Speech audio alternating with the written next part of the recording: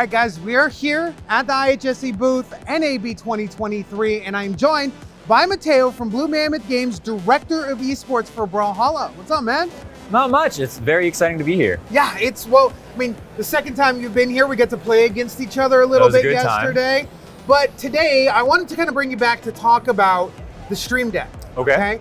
So obviously we know that TerraTool and how you're using it at your job right now. Can you explain that a little for me? Yeah, so actually what I've done right now is I've built a bunch of macros. And so now at any of my stations, I can do a pretty easy macro, shift F1, shift F2, whatever. And it can change me between my graphics computer to my replay computer to my producer computer, that sort of thing. And so that's been really, really helpful because now instead of having to get up and physically move everywhere, I'm just, I have my space and my keyboard and mouse that I like. And yeah, your own keyboard and mouse, which again, for gamers is such an important thing. My mouse has a big hole in it and I still want it.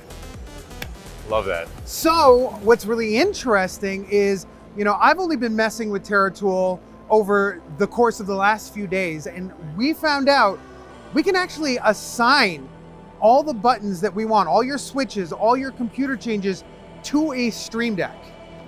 That's kind of incredible. So, because right now what I do is I do it all with keyboard, which works.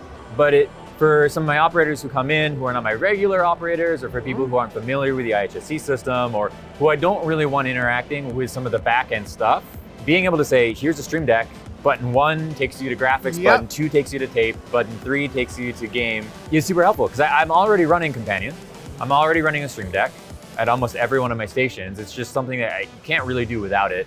And so being able to add this in is cool, is genuinely very cool. Yeah, I've been messing around with it. I'm super excited. I've got it right now where all my different screens are changing and all kinds of things. I can only imagine with someone who's had experience in TerraTool, someone who understands how it works, is really gonna make this even more cool.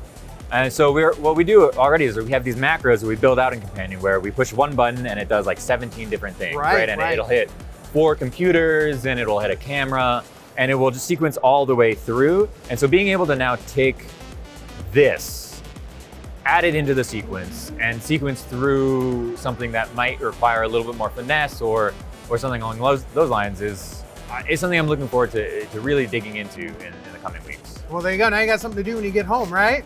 Add to the list. Add to the list. Thank you so much, Mateo. Thank you so much.